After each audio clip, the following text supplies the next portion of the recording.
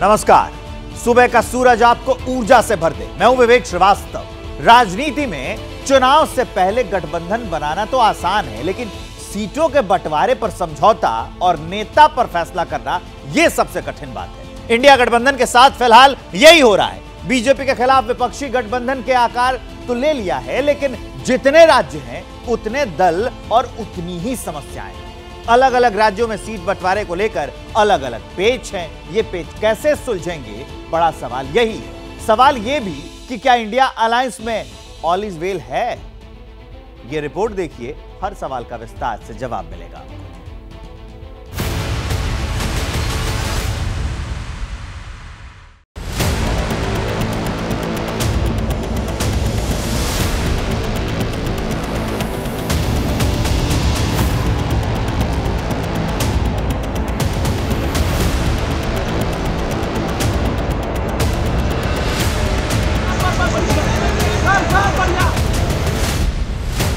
चुनाव में 3 महीने शेष, इंडिया में जारी क्लेश।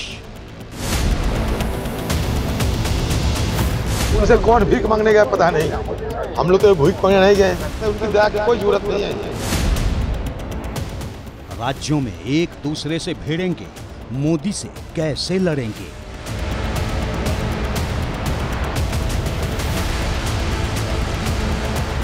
सीट शेयरिंग को लेकर हर पार्टी की अपनी दावेदारी होती है। हमारी भी इच्छा थी कि हम ज़्यादा से ज़्यादा सीटों पर लड़ें। तो जरूरत पड़ी पीछे हटने की, कांग्रेस पीछे हटेगी। जनता दल को, राजद को और वाम दलों को जरूरत पड़ेगी तो लोगों को भी पीछे हटना चाहिए। सीट शेयरिंग का इंडिया गेट, कब तक वेट? कि इंडिया गठबंधन के जो हमारे सहयोगी दल हैं, जो रीजनल पार्टी हैं, ये बीजेपी को खत्म करना नहीं चाहते, ये तो कांग्रेस को मिटाना चाहते हैं।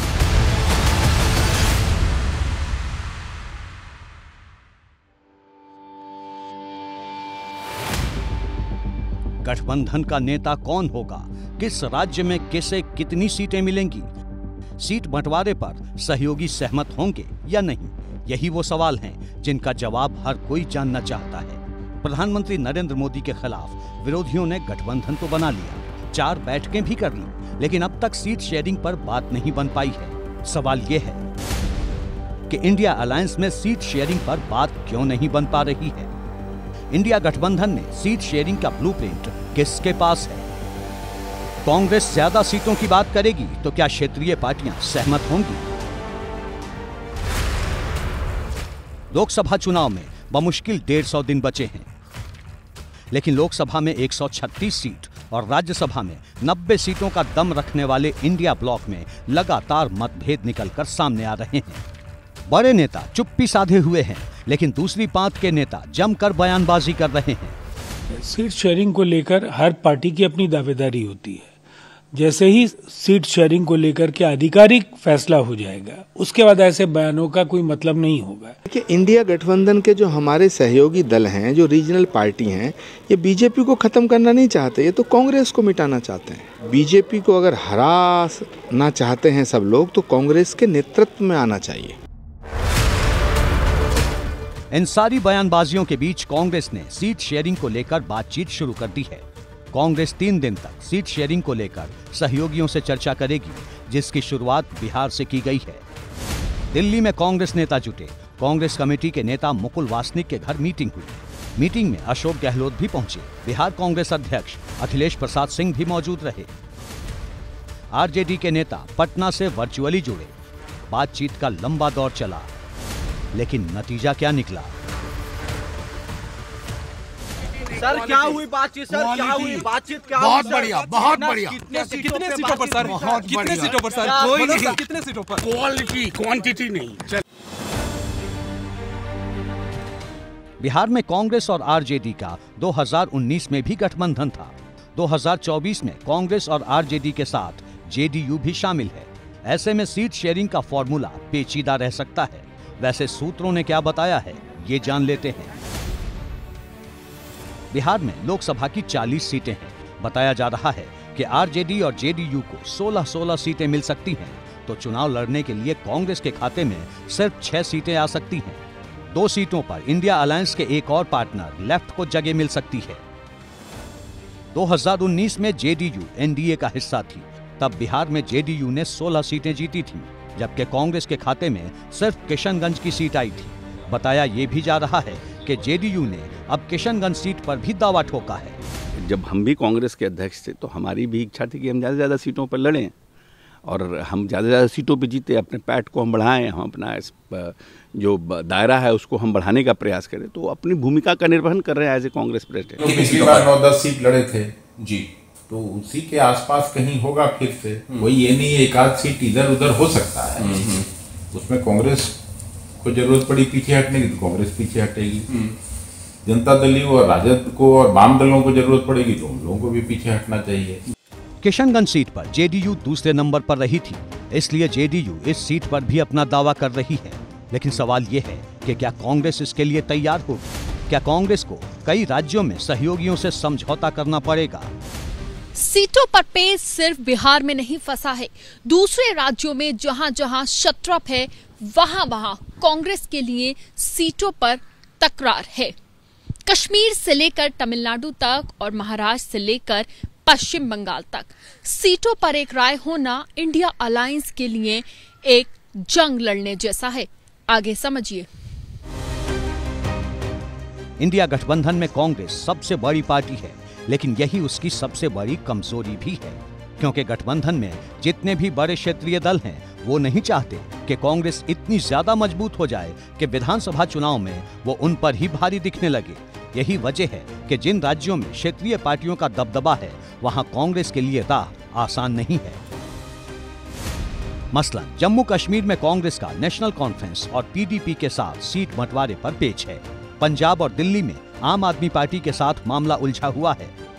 उत्तर प्रदेश में समाजवादी पार्टी और आरएलडी के साथ, तो बिहार में जेडीयू, आरजेडी और लेफ्ट के साथ, जबकि झारखंड में जेएमएम के साथ बातचीत का लंबा दौर चलना तय है। महाराष्ट्र में शिवसेना उद्धव, एनसीपी पवार, केरल में लेफ्ट, आईयूएमएल, केसीएम और तमिलनाडु में डीएमके और एमडीएमके के साथ समीकरण अभी तक सुलझ नहीं पाया है। कुल मिलाकर 9 राज्यों की 267 सीटों पर बुरी तरह से पेच फंसा है। ये वो राज्य हैं जहां क्षेत्रीय क्षत्रपों ने सीट बंटवारे को लेकर कांग्रेस के लिए लकीर खींच दी है। बात देश के सबसे बड़े सियासी सूबे उत्तर प्रदेश की करते हैं। गठबंधन में पूरी जिम्मेदारी के साथ समाजवादी पार्टी साथ है। समाजवादी पार्टी और दलों को भी साथ लेकर के बहुत जल्दी फैसला ले लेंगे। अभी सूर्य को उत्तरायण में आने दो। कितने सूर्य को उत्तरायण में आते ही सब फैसले हो जाएंगे। अखिलेश यादव ने सूर्य के उत्तरायण होने पर सीट शेयरिंग फाइनल होने की बात कही, लेकिन ये भी सच है कि सीट बंटवारे को लेकर यूपी में ही सबसे बड़ा पेच है।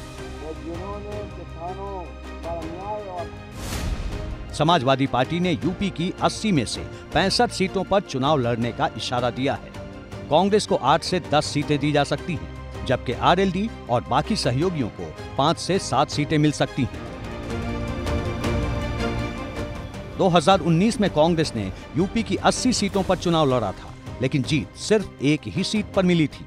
वैसे खबर ये भी है कि कांग्रेस की राज्य इकाई यूपी में सीट बंटवारे को लेकर 50-50 का फॉर्मूला मांग रही है, जिस पर अखिलेश यादव शायद ही तैयार हों। कहानी ये है कि कांग्रेस उत्तर भारत के कई राज्यों में तुलनात्मक रूप से छोटी पार्टी हो गई है और जिन राज्यों में वो मजबूत है वहां वो अपना कद बिल्कुल भी नहीं घटाना चाहती। लेकिन मुसीबत ये है कि पिछले चुनाव के रिकॉर्ड के आधार पर क्षेत्रीय दल उसे ज्यादा सीट देने को तैयार नहीं है।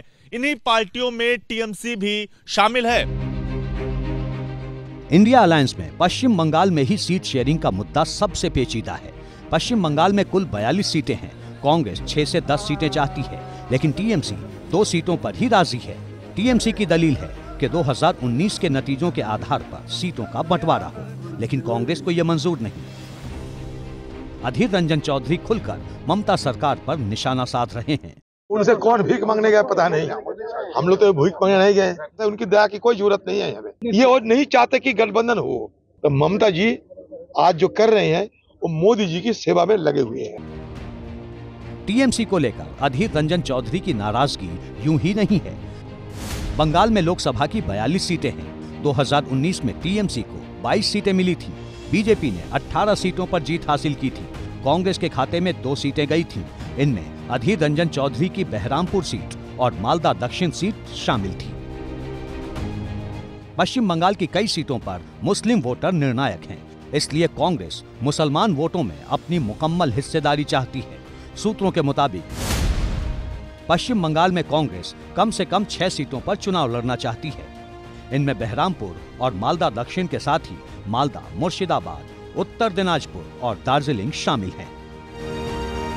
कांग्रेस का दावा अपनी जगह है, लेकिन सवाल ये है कि क्या ममता बनर्जी इस पर राजी होंगी? वो भी तब जब सीट बंटवारे से पहले दोनों पार्टियों में तीखी जुबानी जंग छिड़ी है। खासतौर से ईडी की टीम पर हमले के बाद बात अलग अलग चुनाव लड़ने तक की होने लगी है।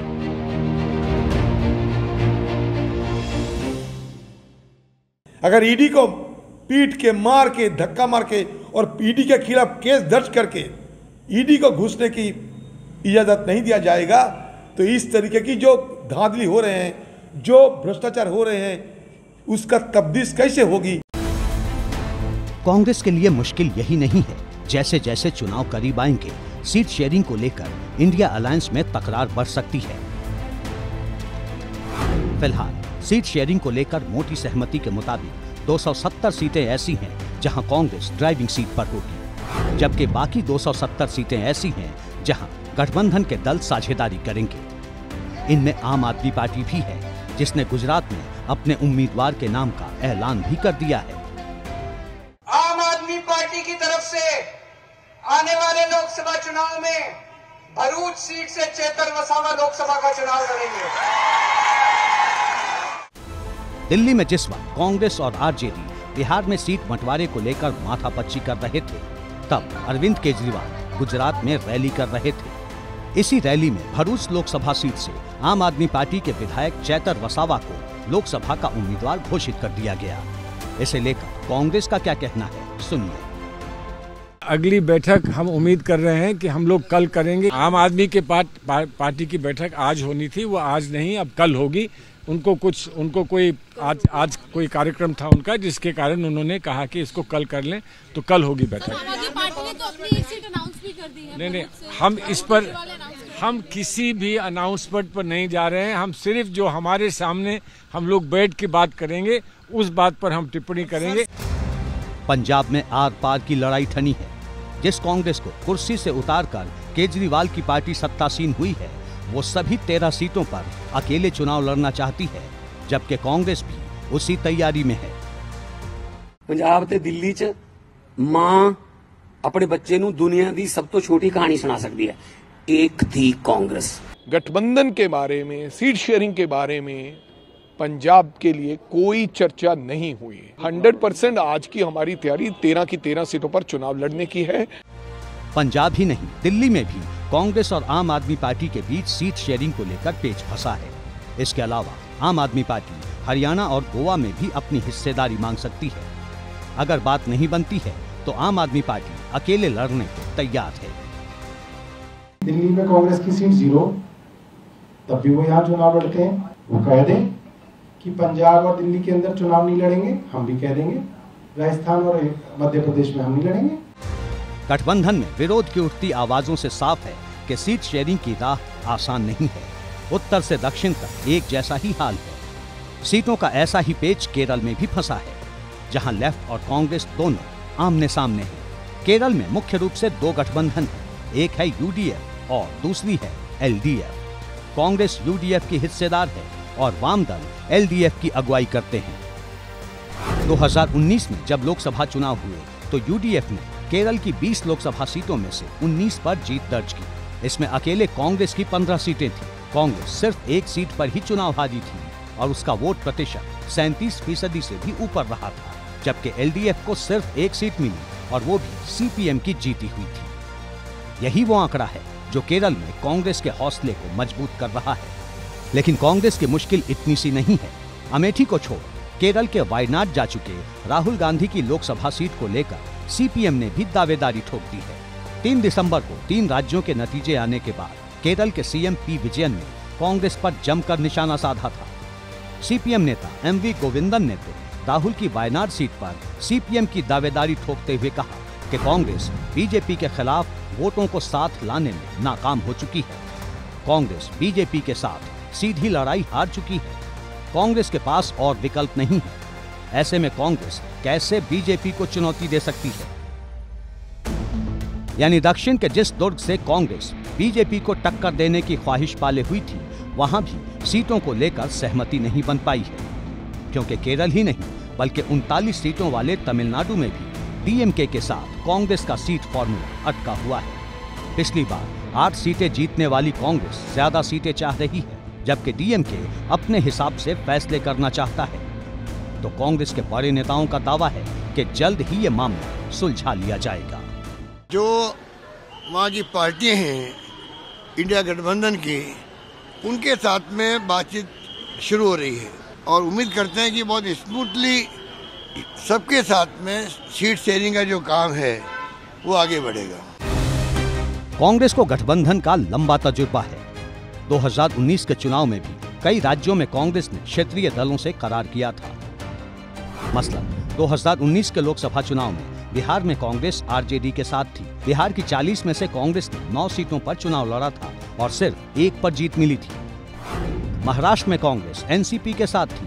48 में से 25 सीटों पर चुनाव लड़ा, पर जीत मिली सिर्फ 1 पर। झारखंड में जेएमएम से गठबंधन था। 14 में से 7 सीटों पर चुनाव लड़ा, यहाँ भी कांग्रेस को सिर्फ 1 सीट मिली थी। कर्नाटक में कांग्रेस और जेडीएस साथ थी।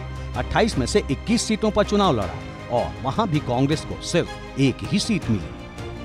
यही वजह है कि क्षेत्रीय पार्टियां कांग्रेस को अपने हिसाब से सीट देना चाहती है। लेकिन सवाल ये है कि इंडिया अलायंस की सबसे बड़ी पार्टी होने के नाते कांग्रेस क्षेत्रीय शत्रपों के सामने क्या झुकने को तैयार होगी? ये तो आने वाले दिनों में ही साफ होगा। फिलहाल इंडिया गठबंधन ने 20 जनवरी तक की लकीर खींची है।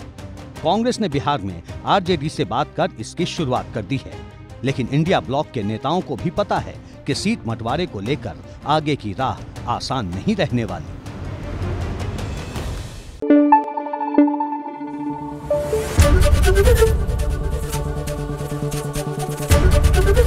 एबीपी न्यूज आपको रखे आगे।